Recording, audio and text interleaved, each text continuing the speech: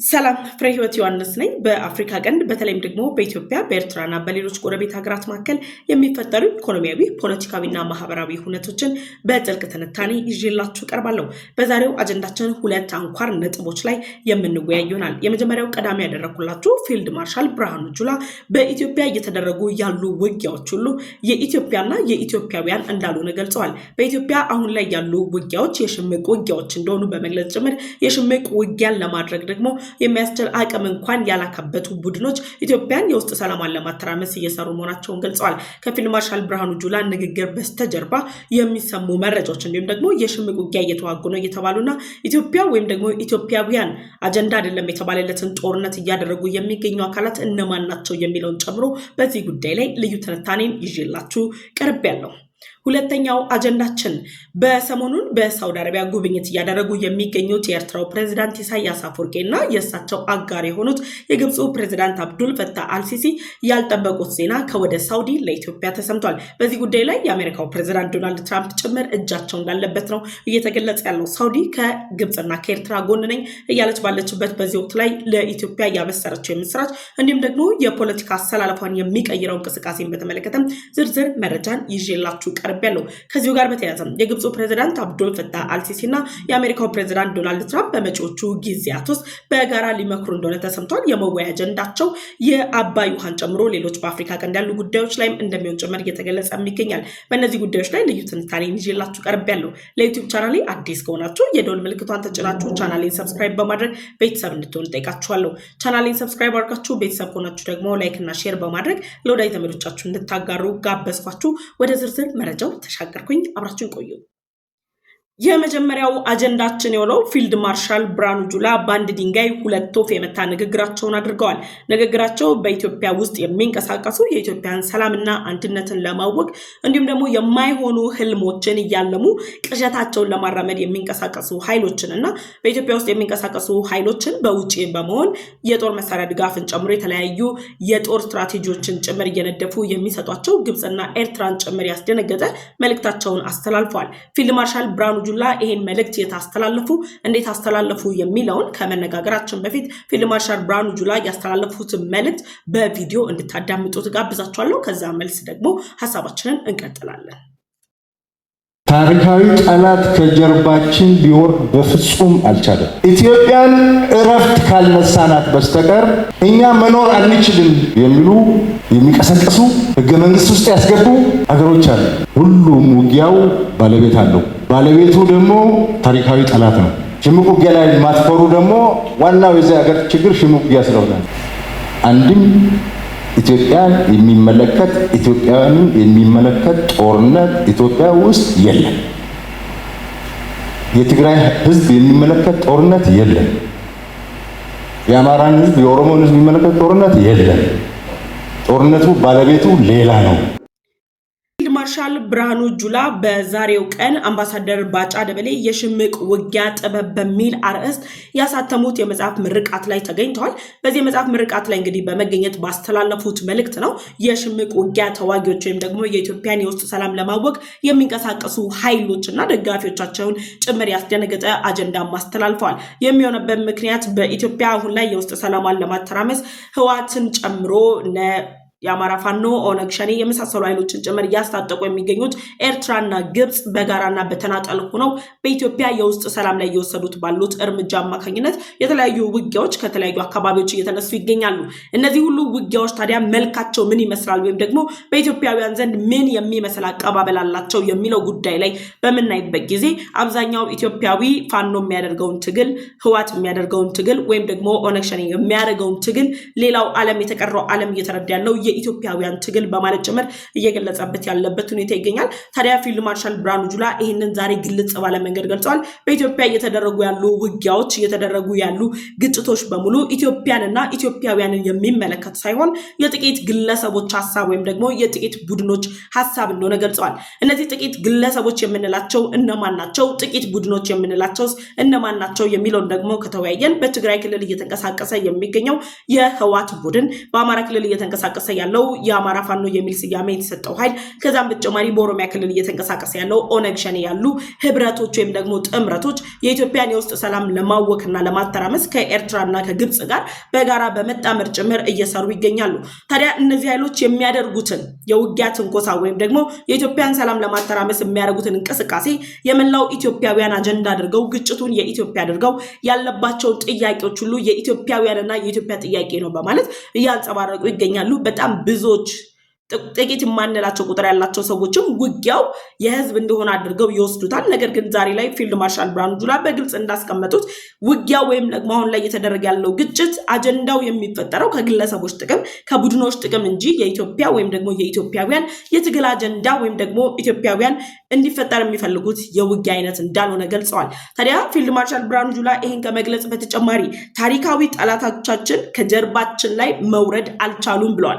ታሪካዊ ጠላቶቻችን በምትለው ስንኝ ውስጥ ያሉት ታሪካዊ ጠላቶቻችን እነማን ናቸው ካልን በአፍሪካ ቀንድ ላይ ኤርትራ አለች፣ ከዛም በተጨማሪ ደግሞ ግብጽ አለች። እነዚህ ሁለት ታሪካዊ ጠላቶቻችን የኢትዮጵያን ሰላም ለማተራመስ የኢትዮጵያን እድገት ለመጎተት ኢትዮጵያ እንደ ሌሎች ሀገራት በልጽጋ ላለማየት ካላቸው ፍላጎትና ኢትዮጵያውን ላይ የምታራምዳቸው የተለያዩ እንቅስቃሴዎች ሁሉ ለነሱ እንቅልፍ ስለነሳቸው ታሪካዊ ጠላቶቻችን ከኢትዮጵያ ጀርባ ላይ መውረድ አልቻሉም። ይህንን ያደረጉበት ምክንያት በትግራይ ክልል በህዋት ቡድንና በፌዴራል መንግስቱ መካከል በነበረው ግጭት ላይ የኤርትራ መንግስት የተለያዩ አካባቢዎችን ተቆጣጥሮ ነበር። ግን ደግሞ የህዋት ኃይልን ቡድንን ጭምር በመጠቀም አሁን ላይ የትግራይ ክልል የጦርነት ቀጠና ለማድረግ ወጣቶችን በአስገዳጅ የውትድርና ምልመላ ውስጥ እንዲገቡ ከማድረግ ከዛም በተጨማሪ ደግሞ ህዝብ አልፈልግም በማለት ጭምር እየተቃወመው የሚገኘው ህዋትን በህዝብ ዘንድ ተቀባይነት አለው የሚሉ ፕሮፓጋንዳዎችን ጭምር በማዘጋጀት የኤርትራ መንግስት ከህዋት ጋር አብሮ በጋራ በመስራት አብረው ተሳስረው እየተንቀሳቀሱ ይገኛሉ። ይህን ስትራቴጂያቸውን ደግሞ እውነታነት ለማረጋገጥ ከወራት በፊት የግብፁ ፕሬዝዳንት አብዱል ፈታህ አልሲሲ ኢትዮጵያ ህዳሴ ግድቡን ከገነባች በኋላ በኢትዮጵያና በግብፅ መካከል ያለው ግጭት ቀጥሎ ግብፅ የጦር እርምጃ አስፈላጊ ከሆነ እወስዳለሁ የሚል ንግግራቸውን አህራም ኦንላይን የተባለው ድረገጽ ይዞ ከወጣ በኋላ የኤርትራ መንግስት ባለስልጣናት በይፋዊ የኤክስ ገጻቸው ጭምር የኤርትራ የሚዲያ ሰራዊቶች ግብጽ ልትጠቀመው የምትችለው ስትራቴጂካዊ እርምጃ ሊሆን የሚችለው በኢትዮጵያ ላይ የኢትዮጵያን የውስጥ ኃይሎችን በመጠቀም ጭምር የኢትዮጵያን ሰላም ማተራመስ ኢትዮጵያን የተለያዩ እርምጃዎችን መውሰድ ትችላለች የሚል አጀንዳን ፈጥረው እንቅስቃሴ እያደረጉ እንደነበረም የተለያዩ ማስረጃዎች ይጠቁማሉ። እነዚህ ማስረጃዎች ከመጠቆማቸውን በተጨማሪ ደግሞ ኤርትራና ግብጽ በጋራ በመሆን የኢትዮጵያን ሰላም ለማወክ እየተንቀሳቀሱ መሆናቸውን የሚያሳዩ መረጃዎችም ሲወጡ ቆይተዋል። ከዚህም በተጨማሪ ፊልድ ማርሻል ብርሃኑ ጁላ አሁን ላይ በኢትዮጵያ የሚንቀሳቀሱ ኃይሎች የሽምቅ ውጊያ ተዋጊዎች እንደሆኑ ጭምር ይገልጻሉ። እነዚህ የሽምቅ ውጊያ ተዋጊዎች የምንላቸው የሽምቅ ውጊያው በራሱ ስትራቴጂካዊ ጥቅሞች እንዳሉት ሁሉ ስትራቴጂካዊ ጉዳቶችን ያስከትላሉ። ወይም ደግሞ በባህሪው የሽምቅ ውጊያ የሚያደርገውን አካል ጠላቴ ብሎ ለሚፈርጀው አካል አሳልፎ የሚሰጡ አይነት ስትራቴጂ ያላቸው እንቅስቃሴዎች ናቸው። ለዚህም ነው አምባሳደር ባጫ ደበሌ በኢትዮጵያና በኤርትራ መካከል ያለው ውጥረት እየተጠናከረ በመጣበት በዚህ ወቅት ላይ አሰብ ወደብን በተመለከተ የኢትዮጵያን የቀይ ባህር ጥያቄ በተመለከተ በኢትዮጵያና በኤርትራ መካከል ያሉ የተደረጉ ስምምነቶችን በተመለከተ የተለያዩ አስተያየቶችን ሲሰጡ ቆይተዋል። የኤርትራ መንግስት ባለስልጣናትን እኮ በጥፍራቸው ሲያቆሟቸው ቆይተዋል። እያበሳጯቸው አጀንዳም ሲሰጧቸው ቆይተዋል። ምክንያቱም አምባሳደር ባጫ ደበሌ በአግባቡ የኤርትራን የውጊያ ስልት የተረዱ የኤርትራ ወታደር ሊወስደው የሚችለውን ስምሪት የሚያውቁ የኤርትራን ወታደር ሳይኮሎጂ የተረዱ የኤርትራ የጦር ስምሪት ምን ሊመስል ይችላል፣ የቱኔቱን አካባቢ ላይ ነው ለመቆጣጠር ቀድመው እርምጃ የሚወስዱት የሚሉትን ጨምሮ ኢኔንዳውቱን የኤርትራን የጦር ሰራዊት ስነ ልቦናን ከመረዳት ጨምሮ በአግባቡ የሚያውቁት አምባሳደር ባጫ ደበሌ በኢትዮጵያና በኤርትራ መካከል ያለው ውጥረት ላይ የኢትዮጵያን የቀይ ባህር ጥያቄ በተለይም ደግሞ የአሰብ ወደብን በተመለከተ የሚሰጡት አስተያየት ለኤርትራ ቀይ መብራት ነው። የትኛውም ባለስልጣን ከሚሰጠው አስተያየት በተጨማሪ ጠቅላይ ሚኒስትር ዶክተር አብይ አህመድ የሚሰጧቸው አስተያየቶች ያበሳጯቸዋል። የውጭ ጉዳይ ሚኒስትሩ በተመሳሳይ። ከዛ በተጨማሪ ግን የፊት መሪ የሆኑት የጦር ጀነራሎቻችን የሚሰጧቸው አስተያየቶች ያበሳጯቸዋል። ባጫ ደበሌ ስፔሻሊ ባለፉት 2 እና 3 ወራት ላይ የኢትዮጵያን የቀይ ባህር ጥያቄና የአሰብ ወደብ ባለቤትነትን በተመለከተ ሲሰጡት የነበረው አስተያየት ለኤርትራ ቀዳሚ አጀንዳ ሆኖ በሚዲያ ላይ ሲያንሸራሽሩት ቆይቷል። አምባሳደር ባጫ ደበሌ አሁን ላይ ደግሞ የሽምቅ ውጊያ ጥበብ የሚል መጽሐፍን ጽፈው አስመርቀዋል። የሽምቅ ውጊያ ጥበብ የሚለው መጽሐፍ ኢትዮጵያ ውስጥ ላሉ የሽምቅ ውጊያ ለሚያደርጉ አካላት ብቻ ሳይሆን ኢትዮጵያ ውስጥ እየተንቀሳቀሱ ያሉ የሽምቅ ውጊያ የሚያደርጉት እንደ ግብፅና ኤርትራ ላሉ ሀገራት ሁሉ እጅግ አደገኛ የተባለ አጀንዳ ነው። ይሄ መጽሐፍ በዚህ ወቅት ለምን ወጣ? የዚህ መጽሐፍ ሐሳብ ምንድነው? አምባሳደር ባጫ ደበሌ ያውቁታል፣ በደንብ አድርገው ያውቁታል። የኤርትራው ፕሬዝዳንት ኢሳያስ አፈወርቂ ከዚህ መጽሐፍ ህትመት ጀርባ ምን ሊኖር እንደሚችል ጭምር ይረዱታል።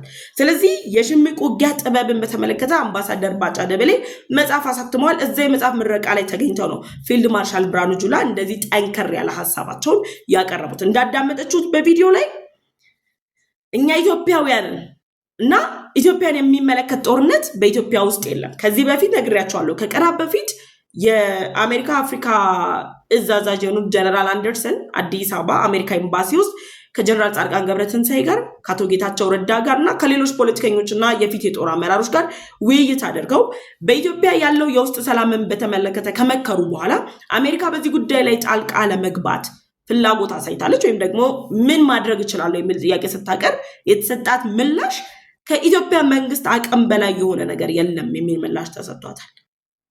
እነ ሱዳን በርስ በርስ ጦርነታቸው ላይ ከአቅማቸው በላይ ሆኖባቸው ሌሎች ሀገራትን ጣልቃ እያስገቡ ነው። ደን ደግሞ ግብፅና ኤርትራ የሚያስታጥቋቸው ኢትዮጵያ ውስጥ ያሉ የውስጥ ኃይሎች ግን ኢትዮጵያን ለማተራመስ ኢትዮጵያን ሰላሟን ለማሳጣት እየሰሩ ባሉበት በዚህ ወቅት ላይ ኢትዮጵያ ከኢትዮጵያ አቅም በላይ የሆነ የትኛውም የጦር ኃይል የለም፣ ወይም ደግሞ ራሱን የጦር ኃይል ብሎ ያደራጀ ቡድን የለም። የኢትዮጵያ መንግስት ነገሮችን ሶልቭ ማድረግ ይችላል፣ መፍትሄ መስጠት ይችላል የሚሉ ሀሳቦች ተሰጥቷል። ቴን አሁን ላይ የሽምቅ ውጊያ ጥበብ የሚል መጽሐፍ አምባሳደር ባጫ ደበሌ ባሳተሙበት ወቅት ፊልድ ማርሻል ብርሃኑ ጁላ ኢትዮጵያንና ኢትዮጵያውያንን የተመለከቱ ውጊያዎች እየተደረጉ አይደለም ያሉት አሁን ላይ በሚል ደረጃ አስቀምጠዋል። ከዚህ ጋር ተያይዘውም እንደገለጹት ከሆነ እሳቸው በትግራይ ክልል ያለው ህወሓት፣ በአማራ ክልል ያለው የአማራ ፋኖ ደን ደግሞ በኦሮሚያ ክልል ያለው ኦነግ ሸኔ አጀንዳቸው የኢትዮጵያውያን ወይም ደግሞ በየክልላቸው ያለ አጀንዳ የክልሉ ህዝብ አጀንዳ ሳይሆን አጀንዳቸው የጥቂት ግለሰቦችና የተወሰኑ ቡድኖች ስብስብ አጀንዳ እንደሆነ ጭምር ነው ፊልድ ማርሻል ብርሃኑ ጁላ የገለጹት ማለት ነው። የሽምቅ ውጊያ ምንድን ነው? የሽምቅ ውጊያ ምንድን ነው ካለ ጠላትን በድንገት ባልተጠበቀ ሰዓትና ቦታ ማጥቃት ነው። ይሄ የሽምቅ ውጊያ የምንለው ጠላት ባልተጠበቀ ሰዓት በድንገት የሚጠቃበት ዘዴ ነው። ይህን ደግሞ ህወሓት ጥቅምት 24 ላይ ከዓመታት በፊት የመከላከያ ሰራዊት ላይ የፈጸመው አይነት ጥቃት ባልተጠበቀ ሰዓት መከላከያ ሰራዊት አምኖ በተቀመጠበት ሰዓት የህዝብን ደህንነት እያስጠበቀ ባለበት ሰዓት ላይ የተፈጸመ ጥቃት ነው።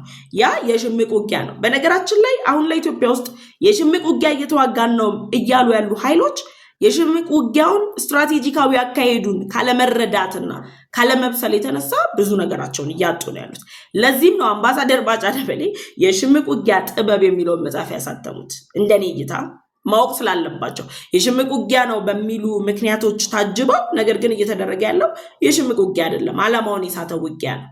ወይም ደግሞ የህዝብ አጀንዳ ነው በሚል ሽፋን መንግስትን አጥፍተው ደን ደግሞ ሀገርን ማተራመስ እቅድ ነው ያላቸው ጥቂት ግለሰቦች፣ ጥቂት ኃይሎች ደን ደግሞ የተደራጀ የሚዲያ ኃይል፣ የተደራጀ የፕሮፓጋንዳ ኃይል ፈጥረው ለምሳሌ እንደ ህወሓት አይነቱ በሞንጆሪኖ የሚመራ የፕሮፓጋንዳ የሚዲያ ቲም አላቸው። ሞንጆሪኖች ስምሪቱን የምትሰጠው ምን አይነት ስምሪት ነው የሚሰጠው? የተለያዩ ሀገራት ያሉ እንደ ደደቢት ያሉ ሚዲያዎችን ጭምር በመጠቀም የተለያዩ ፕሮፓጋንዳቸውን እያሰራጩ ነው ያሉት።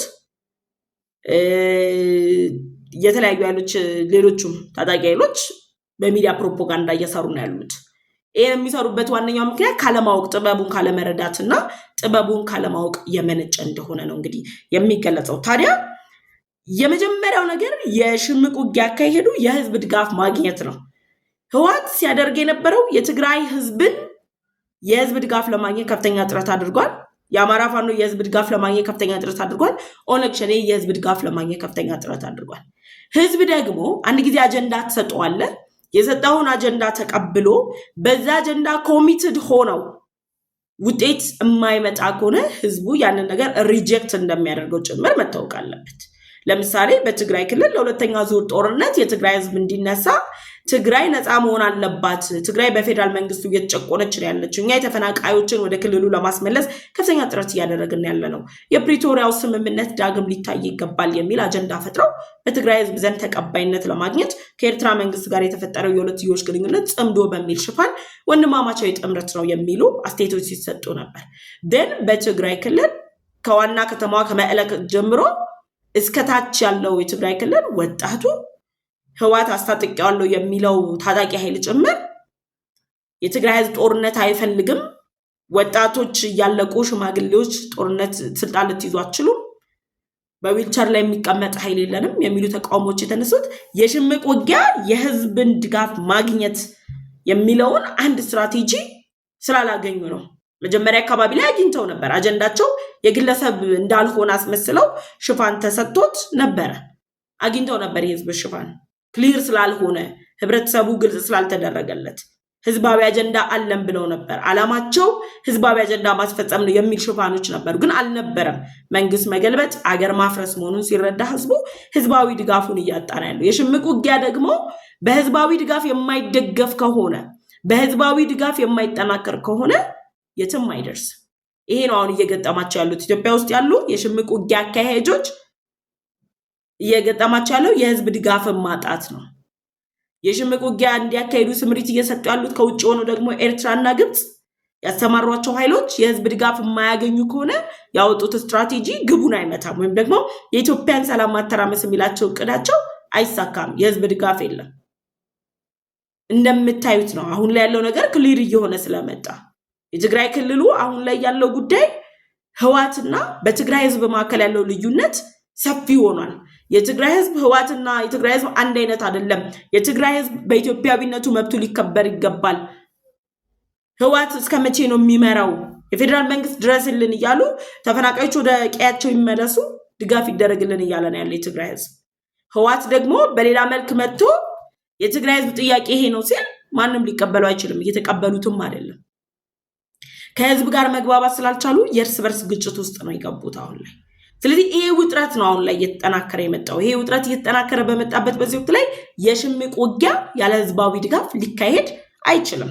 ግን ደግሞ የጠላት ኃይልን በፍርሃትና በስጋት ውስጥ እንዲኖር ማድረግ ነው የሽምቅ ውጊያ አንደኛው አካሄድ፣ ወይም ደግሞ እነሱ ሊጠቀሙት የፈለጉት የጠላት ኃይል የሚሉትን እንግዲህ የፌደራል መንግስቱን ነው ወይም ደግሞ ኢትዮጵያውያንን ነው። የእነዚህ ጥቂት ግለሰቦችና በስጋት ውስጥ እንዲቀመጥ የሚሉ የሽምቅ ውጊያ አካሄድ ነው። ግን ያንን አካሄድ ለማድረግ እንቅስቃሴ ጀምረው ሳይሳካ ግቡን ሳይመታ ተቋርጧል። የሽምቅ ውጊያ የጠላት ኃይልን ስጋት ላይ እንደወደቀ አድርጎ እንዲሰማው ሁልጊዜም ጥቃት ሊሰነዘርብኝ ነው የሚል ፍርሃት ውስጥ ይቀመጣል የሚል ሀሳብ እንዲረዳ የጠላት ኃይል በማለት ደረጃ አስቀምጠው እየተንቀሳቀሱ ያሉት እነ ህወሓት ራሳቸው አሁን ላይ በየት በኩል ነው ልንጠቃም የምንችለው? ህዝብ ነው የሚነሳብን ወይስ ደግሞ ራሳችን ያስታጠቅነው አርሚ እያለን የሾምነው ኃይል ነው የሚነሳብን ወይስ ደግሞ የውስጥ ኃይል ነው የሚፈነቀልና የሚወጣብን? ምንድነው የሚያጋጥመን የሚለው ስጋት ላይ ወድቀዋል። ስጋት ላይ ናቸው። ስጋት ላይ እንጠላለን ሲሉ ራሳቸው ስጋት ላይ ወድቀዋል። ስለዚህ በእነዚህ ምክንያቶች በኢትዮጵያ ውስጥ ያሉ የውስጥ ኃይሎች ከኤርትራ መንበል ከግብፅም ስምሪት ተቀብለው እያደረጉት ያሉት እንቅስቃሴ አደጋ ላይ ወድቋል፣ ወይም ደግሞ ራሳቸውን አደጋ ላይ አሳልፎ ሰጥቷቸዋል። ደን ደግሞ የሽምቅ ውጊያ እንደሚባለው ስትራቴጂካዊ የሆነ የጦር ውጊያ ተብሎ የሚቆጥሩ ኃይሎች አሉ። ኤርትራና ግብጽ በኢትዮጵያ ውስጥ ሰላምን ለማተራመስ ዋነኛ ቀዳሚ ምርጫቸው ወይም ደግሞ አማራጫቸው የሚያደርጉት የሽምቅ ውጊያ ነው። ያን ውጊያ ለማድረግ ቋሚ ቦታ አስተማማኝ ደጀን መፍጠር አልተቻለም። አሁን ላይ ህወሓት በትግራይ ክልል ይብን እየተሳደደ ነው ያለው። የተለያዩ ኃይሎች ህወሓትን እየተቃወሙት ነው የሚገኙት። በዛ ምክንያት ህወሓት በትግራይ ክልል ሰላሙ ተጠብቆ ደህንነቱ ተጠብቆ መቀመጥ አይችልም፣ ስጋት ላይ ነው። ስለዚህ አስተማማኝ ቦታ ሊኖረው አይችልም፣ ደጀን መፍጠር አይችልም። ዛሬ አብሮ ያጨበጨበው ኃይል ለሁሉም ታጣቂ ኃይሎች ዛሬ አብሮቸው ያጨበጨበው ኃይል ነገ ትቷቸው እንደሚሄድ ነገ ትቷቸው እንደሚበተን ባህሪው ነው። የሽምቅ ውጊያ ራሱ ባህሪው ነው፣ ምንነቱ ነው። እና ያ ነገር ነው ሀፕን እያደረገ ያለው። እየተበተኑ ነው ያሉት። ስለዚህ አስተማማኝ የሆነ ቦታ የላቸውም። አስተማማኝ የሆነ ደጀን መፍጠር አልቻሉም። ሁሉ ጊዜ የሚቀዳቸው አጥቅቶ መመለስ ነው። አጥቅቶ መመለስ። እዛ ቦታው ላይ ሆነው መዋጋት አይችሉም፣ መቀጠል አይችሉም። ምክንያቱም ደጀን የላቸውም፣ በቂ ኃይል የላቸውም። አፋር ክልል ላይ ሄደው ትንኮሳ ፈጸሙ። አፋር ክልል ላይ ከፍተኛ ቁጣ ተቀሰቀሰ። ያም መቋቋም ስላልቻሉ ተመልሰው ወደ ጉድጓዳቸው ገቡ። አሁን ላፕን የሚያደርገው ያ ነው። የኤርትራ ጦርም የግብጽ ጦርም እያሰማራ ያለው ህወሓት ይተነኩሳል፣ ግን ደግሞ ይደበቃል ወደ ጉድጓዱ። ቋሚ የሆነ መቀመጫ የለውም። ጠላት በቀላሉ የሚደርስበት ነው። በቀላሉ የት ጋ ናቸው የሚለው መደረስ ይችላል። ግን በጣም አስገራሚው ነገር የሽምቅ ውጊያ ባህሪው ሚስጥራዊ እቅድ ነው ያላቸው። ደብረ ጽዮንም በለው ሞንጆሪኖም በለው ማንም እንበላቸው የሚያቀዱት እቅድ ሚስጥራዊ ነው። እነሱ የሚያሰልፉት ኃይል የት እንደሚሰማራና ምን ላይ እንደሚሰማራ አያውቅ። በሚስጥራዊ መንገድ ነው የሚነገረው። ኦፕሬሽን ታይሟ ላይ ነው የሚነገረው። ያ ደግሞ በአካባቢው ላይ ዝግጅት እንዳይኖር ያደርጋል። ይህንን ዘዴውን ላይ መከተላቸው ራሳቸውን እየጎዳቸው ያለው። ስለዚህ ምንድን ያሉት ፊልድ ማርሻል ብርሃኑ ጁላ የሽምቅ ውጊያ የሚያደርጉ አካላት በሙሉ እያደረጉት ያሉት እንቅስቃሴ የኢትዮጵያና ሁለተኛው አጀንዳችን የኤርትራው ፕሬዝዳንት ኢሳያስ አፈወርቂ ከኢትዮጵያ ጋር የገቡበት ውጥረት እንዲሁም ደግሞ በአፍሪካ ቀንድ ላይ የተለያዩ ሀያላን ሀገራት ከኢትዮጵያ ጋር የፈጠሩትን የሁለትዮሽ ግንኙነት መነሻ በማድረግ ከሳውዲ አረቢያ መንግስት ጋር ያላቸውን ትብብር ለማጠናከር ሳውዲ መግባታቸው የሚታወቅ ነው። በሳውዲ እያደረጉት ባሉት ቆይታ ላይም የግብጽ መንግስት አጀንዳ የሆነው የአባይ ውሃን ጨምሮ በቀይ ባህር ላይ ያሉ እንቅስቃሴዎች እንዲሁም ደግሞ በአፍሪካ ቀንድ ላይ ከተለያዩ ሀያላን ሀገራት ጋር የሳውዲ መንግስትም ፉክክር እንዲያደርግና በቀጠናው ላይ ተሳትፎ እንዲያደርግ ጭምር ግብዣዎችን ለማቅረብ የኤርትራው ፕሬዝዳንት ኢሳያስ አፈወርቂ ሳውዲ እንደሄዱ ሲነገር ቆይቷል። ታዲያ የኤርትራው ፕሬዝዳንት ኢሳያስ አፈወርቂ የግብጽን አጀንዳ ይዘው የኤርትራን አጀንዳ ይዘው ከሳውዲ መንግስት ጋር በጋራ በመከሩበት በዚህ ወቅት ላይ የግብጽ መንግስት ባለስልጣናት እንዲሁም ደግሞ የግብጽን መንግስት የተለያዩ ፕሮፓጋንዳዎችን የሚያራምዱ ሚዲያዎች ሳውዲ በግብጽ ላይ ክደትን መፈጸሟን የሚገልጹ የሚዲያ ፕሮግራሞችን እያዘጋጁ መሆናቸውን የተለያዩ ምንጮች ገልጸዋል። የግብጽ የሚዲያ ተቋማት እየገለጹት ባሉት ሁኔታ የሳውዲ መንግስት ከኤርትራና ከግብጽ ጋር ያለውን የሁለትዮሽ ግንኙነት ወይም ደግሞ አጋርነት በማጠናከር ኢትዮጵያ ወደ ቀይ ባህር እንዳትገባ የባህር መዳረሻም እንዳታገኝ የተለያዩ እንቅስቃሴዎችን በማድረግ ተቃውሞ አድርጎ ኢትዮጵያን ከቀይ ባህር ለአንዴና ለመጨረሻ ጊዜ ለማራቅ በሚያደርጉት እንቅስቃሴ ላይ አጋራችን ይሆናል የሚል ተስፋን በጣሉበት በዚህ ወቅት ላይ የሳውዲ መንግስት ከኢትዮጵያ ጋር የተለያዩ የልማት ስራዎችን ለመስራት የሁለትዮሽ ግንኙነትን ለማጠናከር የሚያስችሉ ስምምነቶችን ፈጽሟል። ከ90 በላይ የሚሆኑ ትልልቅ ከድርጅቶች ወይም ደግሞ ፕሮጀክቶችን ጭምር ለመገንባት የሚያስችል ስምምነት ላይ ደርሰዋል በማለት ጭምር ነው የግብጽ የሚዲያ አካላት ሀሳባቸውን እየገለጹ የሚገኙት። ለዚህ ደግሞ የአሜሪካው ፕሬዝዳንት ዶናልድ ትራምፕ የሳውዲ መንግስት በኢትዮጵያ የተለያዩ ልማቶችን እንዲያለማ ጭምር ግብዣ እንዳቀረቡ ነው የተገለጸው። ታዲያ የእነዚህ ነገሮች መፈጠርና የኤርትራው ፕሬዝዳንት ኢሳያስ አፈወርቂ ሳውዲ ያደረጉት ጉብኝትን ተከትሎ በአፍሪካ ቀንድ ላይ ያለው ፖለቲካ የኃይል ሚዛኑ ወደ ኢትዮጵያ እያመዘነ መሆኑን የሚገልጹ መረጃዎችም እየወጡ ይገኛሉ። ግብጽና ኤርትራ በጋራና በተናጠል በመሆን የኢትዮጵያን ሰላም ከማወክ እንዲሁም ደግሞ ኢትዮጵያ ወደ ቀይ ባህር እንዳትገባ በአፍሪካ ቀንድ ላይ እየገነባች ያለችው ሁሉን አቀፍ የበላይነትን እውን እንዳታደርግ ጭምር የተለያዩ ሴራዎችን በመጠንሰስ ወጥመዶችን እያዘጋጁ ሲንቀሳቀሱ ቆይተው የኤርትራ መንግስት ለሳውዲ መንግስት የአሰብ ወደብ ላይ የጦር ቤዝ የመገንባት እድልን ጭምር ለመስጠት የሚያስችሉ ስምምነቶችን የአሰብ ወደብን ሳውዲ እንድታለማ ጭምር ለማድረግ የሚያስችሉ ግብዣዎችን አድርገዋል። ነገር ግን የሳውዲ መንግስት ላይ ግን ከኤርትራ ጋር ያለውን ግንኙነት በሂደት ለማጠናከርና በቀጣይ ጊዜያትም ደግሞ የሳውዲ ልዑክ ቡድን ወደ ኤርትራ አስመራ ድረስ በመሄድ ጉብኝት እንደሚያደርግ ነው እንግዲህ የኤርትራው ፕሬዝዳንት ኢሳያስ አፈወርቂ ከስምምነት ላይ የደረሱት። ታዲያ ይህን ተከትሎም የአሜሪካ ፕሬዝዳንት አሁን ላይ አሜሪካ በቅርቡ ይፋ ያደረገችው የፖሊሲዋን በተመለከተ በአፍሪካ ቀንድ ያላት አቋም ጊዜያዊ ውጥረትን ወይም ደግሞ በቀጠናው የሚፈጠሩ ግጭቶችን መፍታት ደን ደግሞ የሁለትዮሽ ተጠቃሚነትን ማጠናከር የሚል ፖሊሲን ይፋ አድርጋለች። በዚህ ደግሞ በሱዳን ያሉ እርስ በርስ ግጭቶችን ከመፍታት ጀምሮ በኢትዮጵያና በኤርትራ መካከል ያለው ውጥረትን መፍታት ደን ደግሞ የሁለትዮሽ ተጠቃሚነትን ማጠናከር በሚለው እቅዷ ውስጥ የሳውዲ አረቢያ መንግስት በኢትዮጵያ ያለውን አስቻይ ሁኔታ በመጠቀም በኢትዮጵያ ያሉ የተፈጥሮ ሀብቶችን ሌሎች አስቻይ ሁኔታዎችን ጭምር በመጠቀም የልማት ስራዎችን በመስራት ሳውዲ በቀጥታ የሚሆን በተዘዋዋሪ መንገድ ኢትዮጵያ ላይ የልማት ስራዎች እንድትሰራ የኢንቨስትመንት ስራዎችን እንድትሰራ ጭምር የሚያስችሉ እንቅስቃሴዎችን መጀመሯን ነው እንግዲህ እየተነገረ የሚገኘው። የግብጽ ሚዲያዎችም ያንን ነው እያራገቡት የሚገኙት። ይህንን የምታደርግበት ዋነኛው ምክንያት እያሉ ያሉት አሁን ላይ በአፍሪካ ቀንድ ያለውን የቀጠናውን ሚዛን ለመቆጣጠር እየጣረች ያለችው ሳውዲ ከኢትዮጵያ ጋር ያላትን አጋርነት በማጠናከር ስትራቴጂክ የሆነውን ሀገር ተቆጣጥራ የተለያዩ የኢኮኖሚ ተጽዕኖችን መፍጠር፣ ፖለቲካዊ ተጽዕኖችን መፍጠር፣ የልማት ስራዎችን መስራት ፍላጎት አላት። ለዚህ ደግሞ መነሻ የሚሆነው ኖቬምበር 10 ላይ አዲስ አበባ የተካሄደው ምክክር ነው። ኖቬምበር 10 ላይ አዲስ አበባ በተካሄደው ምክክር የሳውዲ ኢንቨስተሮች ከፍተኛ ባለስልጣናትን ጨምሮ የኢትዮጵያ ከፍተኛ ባለስልጣናትና የተለያዩ ኢንቨስትመንት ላይ የሚሰሩ ተቋማትን ጨምሮ ምክክር ተደርጓል።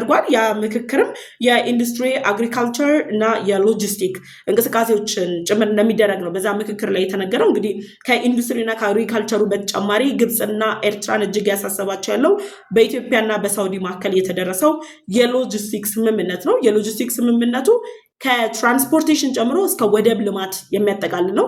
የወደብ ልማት ስንል ደግሞ ሳውዲ ኢትዮጵያ አሁን ላይ ወደብ የላትም ወይም የባህር በር የላትም። ነገር ግን በቀጣይ ሂደቶች ላይ ኢትዮጵያ የአሰብ ወደብን በእጇ በምታስገባበት ጊዜ ላይ ሳውዲ የወደብ ልማትን ጭምር ከኢትዮጵያ ጋር ለማድረግ የሚያስችል ስምምነት ላይ ነው የደረሱት።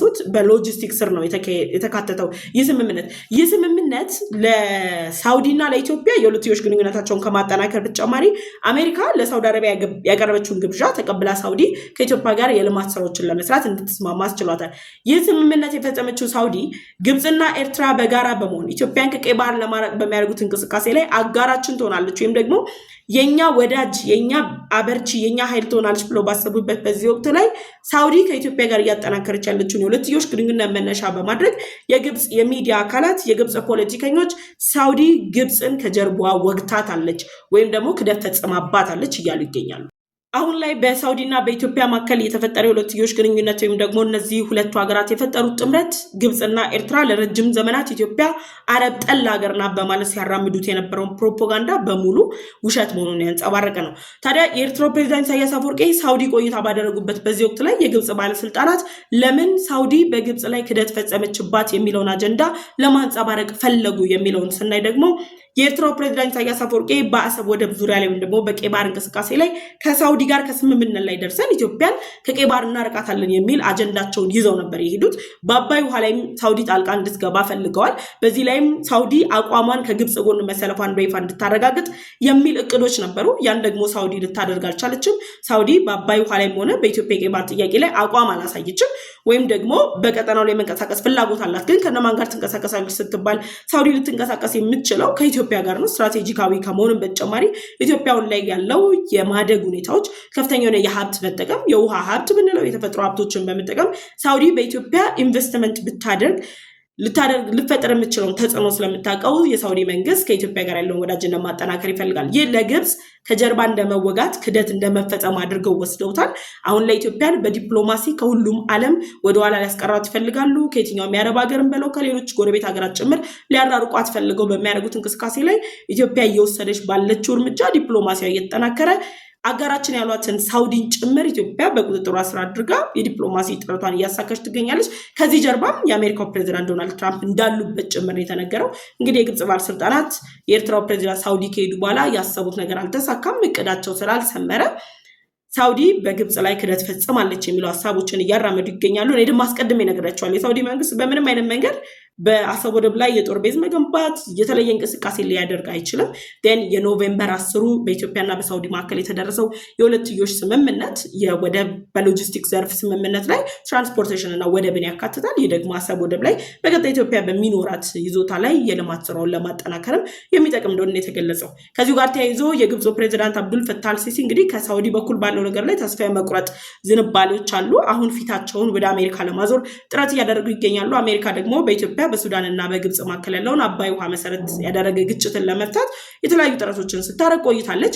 አሁን የአሜሪካው ፕሬዚዳንት ዶናልድ ትራምፕ ደግሞ ከጥቂት ቀናት በኋላ የግብፁ ፕሬዚዳንት አብዱል ፈታህ አልሲሲ በነጩ ቤተመንግስት ሊያገኟቸው እንደሆነም የተለያዩ መረጃዎች እየወጡ ይገኛሉ። እንግዲህ በቀጣይ ምን ሊፈጠር ይችላል የሚለውን እናንተ ሀሳብ አስተያየታችሁን እንድታስቀምጡልኝ ጠይቃችኋለሁ። ሌሎች መረጃዎችን በቀጣይ ይዤላችሁ እመጣለሁ። አብሬያችሁ የቆየሁት እኔ ፍሬ ህይወት ዮሐንስ ነኝ። በቀጣይ በሌሎች ፕሮግራሞች እስከምመለስ ድረስ ለዩቲዩብ ቻናል አዲስ ከሆናችሁ የደወል ምልክቷን ተጭናችሁ ቻናሌን ሰብስክራይብ አድርጋችሁ ቤተሰቡን ቻናሌን ሰብስክራይብ ካደረጋችሁ ላይክ እና ሼር በማድረግ ለወዳጅ ዘመዶቻችሁ እንዲደርስ እንድጋብዙልኝ ጠይቃችኋለሁ። በቀጣይ በሌሎች ፕሮግራም እስከምንገናኝ ድረስ ቸር ቆዩን።